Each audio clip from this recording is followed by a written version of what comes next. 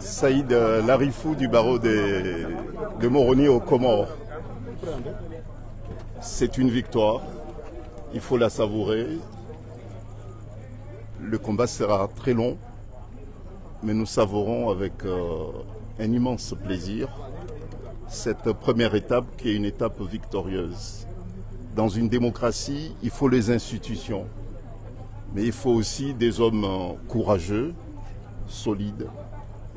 Et nous pouvons dire que nous avons été très très bien servis. Personnellement, j'ai une immense satisfaction d'avoir, avec mes éminents confrères, contribué à la consolidation des valeurs et puis de l'héritage démocratique de ce grand pays qui est le Sénégal. La décision d'aujourd'hui va inspirer d'autres juridictions de d'autres pays également. C'était une contribution mais très précieuse que le Sénégal, une nouvelle fois, donne à l'Afrique et puis au monde entier. Et d'autres pays africains, et j'en suis certain, d'autres magistrats des autres pays, j'en suis certain, vont s'inspirer du courage de l'institution judiciaire du Sénégal qui se détache de plus en plus des autres pouvoirs également. Maître, est-ce que cette décision aura des effets sur les autres affaires en cours, notamment les fiches de parrainage ou encore l'affaire Adji Sarr? Bon, sur l'affaire du parrainage, sans doute, puisque M. Sonko est rétabli dans ses droits en tant que citoyen sénégalais. Il retrouve ses droits politiques. Bon, donc, bien sûr qu'il sera candidat, plus que candidat encore. Quelle est la prochaine étape judiciaire pour vous, les avocats? Bah écoutez, la prochaine étape, elle est politique. Pour nous, il n'y a pas d'étape judiciaire encore. Saïd Larifou. Avocat Ousmane Sonko, maître, vous êtes satisfait aujourd'hui? Qui vient du Comore.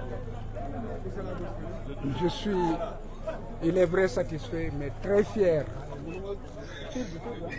du juge qui a rendu la décision.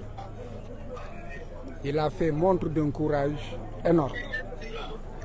Et tout le monde a été surpris et déçu par l'attitude de l'État du Sénégal, qui, après avoir nommé un juge, propose sa récusation en pleine audience.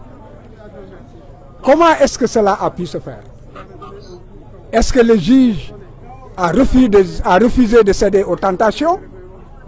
Est-ce que c'est parce que le juge n'a pas eu à donner des signes qu'il aurait peur de menaces?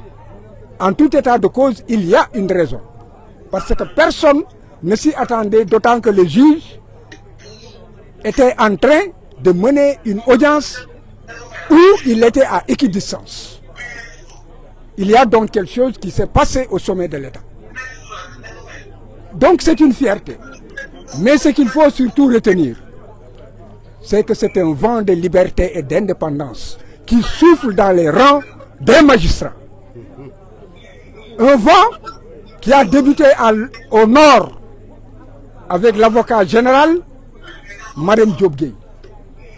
Tout le monde a pu apprécier son courage de dire que l'État avait tort et que l'État était dans la voie de fait et que l'État était dans l'arbitraire, qu'il ne pouvait pas priver Ousmane Sonko de ses droits et que le ministère de l'Intérieur n'était pas dans le droit, qu'il était dans l'illégalité. Un acte de courage. Et maintenant, après le nord, c'est au sud, le juge de Ziguinchor.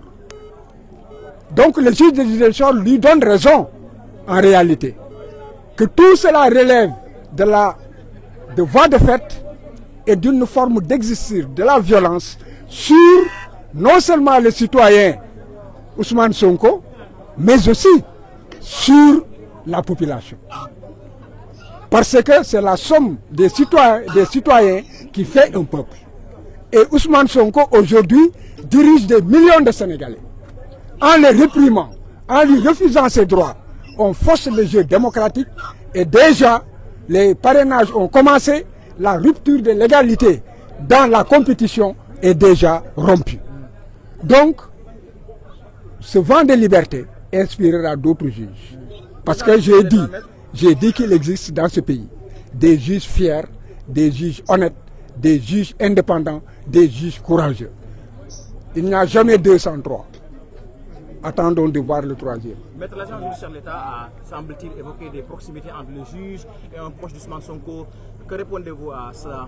Si la proximité seulement devait jouer, d'abord c'est faux.